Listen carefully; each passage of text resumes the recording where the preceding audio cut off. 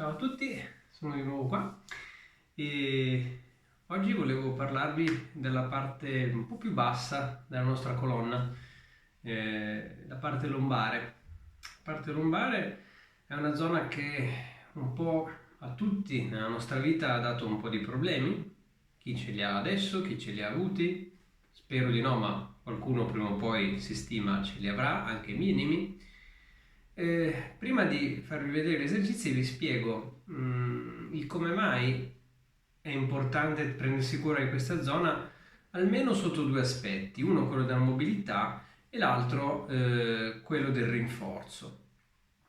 Dunque, pensate che la colonna normalmente a me capita quando il paziente viene da me e ha mal di schiena, si stupisce non poco che una delle prime cose che vado a fare è andare a palpare l'addome. Loro mi dicono, ma io ho mal di schiena. Io dico, sì, lo so. Mi interessa però vedere la pancia perché l'addome, la pancia è il davanti della schiena. Gli addominali in particolare sono una specie di corsetto di contenimento anteriore che, se sono adeguatamente stimolati, possono mantenere la nostra colonna più in salute.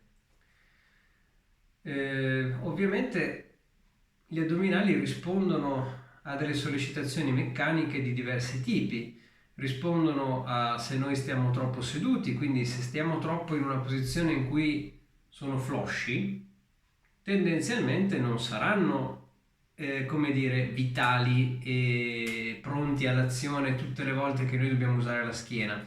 Quindi rischiamo di avere una schiena non tanto instabile, che quello è un concetto un po' particolare, quantomeno abbiamo una schiena che non è pronta a reagire su tutti i piani in movimento, perché ha il muro anteriore che non funziona come dovrebbe. Non è importante adesso mettersi a fare i crunch come poco, perché non è quella forza degli addominali che ci interessa una forza di tipo stabilizzante. Vedremo poi dopo nell'esercizio come affrontare meglio questo aspetto. L'altro aspetto interessante della schiena e soprattutto del bacino è che la sua stabilità viene anche dai muscoli posteriori, logicamente, soprattutto un paio di muscoli che lavorano incrociati. Cioè, mi spiego meglio. Il bacino in particolare viene stabilizzato dalla forza del grande gluteo che va a lavorare insieme al gran dorsale dell'altro lato. Il gran dorsale è un muscolo che si attacca al bacino lungo tutta la colonna fino circa a metà del tratto toracico e poi va ad attaccarsi al braccio. Quindi mette in relazione la spalla da un lato con il bacino dallo stesso lato e del lato opposto, perché le sue fibre attraversano la linea mediana posteriore per congiungersi con le fibre del gluteo di là. Perché ci serve questo? Perché noi mentre camminiamo abbiamo la necessità di bilanciare lo spostamento del bacino mentre spostiamo avanti le gambe con uno spostamento delle braccia opposto. Questo per mantenere un assetto dritto, per non viaggiare in questo modo, ok? Quindi c'è necessità che il cingolo scapolare e il cingolo pelvico si parlino. Questo dialogo tra i due cingoli avviene soprattutto a livello posteriore grazie a questa connessione tra il grande dorsale e il grande gluteo e poi avviene anche a livello anteriore con uno spezzettamento in più, nel senso che abbiamo il gran pettorale da un lato che attraverso la muscolatura degli addominali obliqui e il retto addominale arriva a contattare l'altro lato della pelvi, quelle che vengono chiamate nel mio lavoro le catene a spirali o catene incrociate. Quindi questi muscoli creano una tensione anteriore incrociata e una tensione posteriore incrociata che permette al nostro bacino e alla nostra schiena di restare stabili. Però non sempre funziona tutto adeguatamente. Allora oggi vediamo un piccolo esercizio che, se fatto con costanza, può aiutare molto la schiena nella sua stabilità.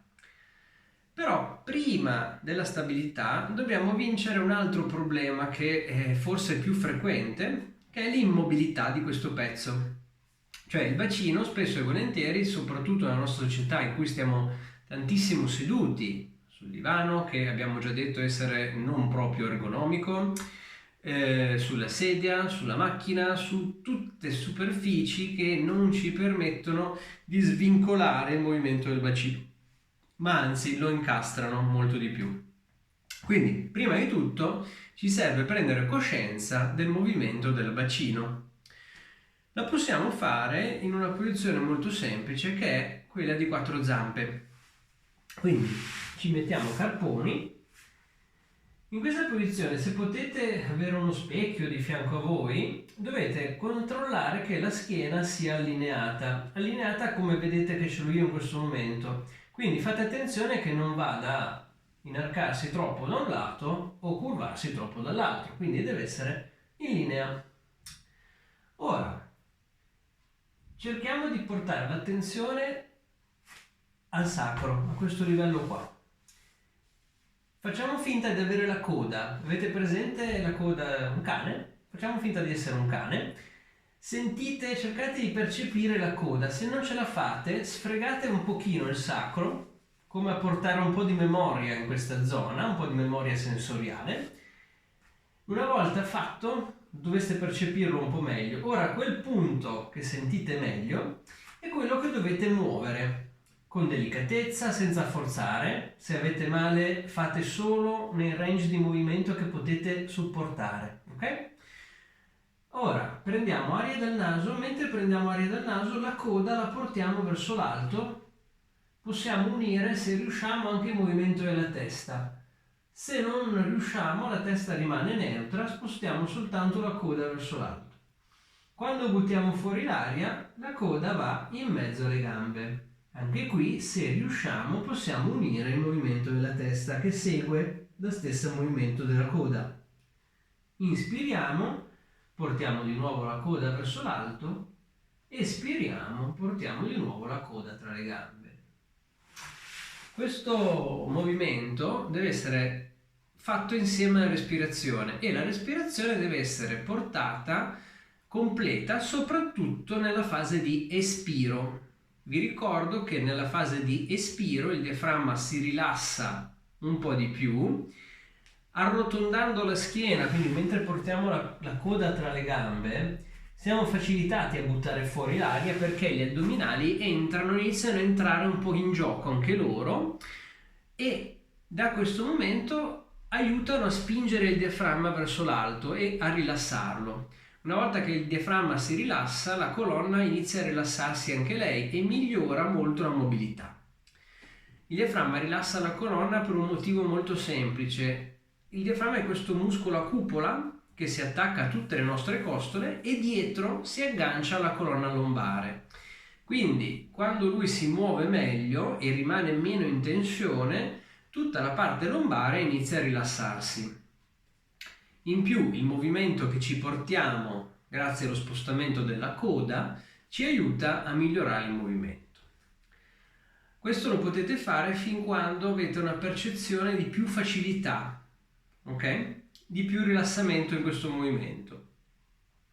Altro esercizio, adesso andiamo a vedere la stabilizzazione, cioè cosa ci serve per stabilizzare la colonna. Abbiamo detto che ci serve principalmente la parete anteriore degli addominali e la zona posteriore, incrociando i muscoli del grande dorsale da un lato e il grande gluteo dall'altro.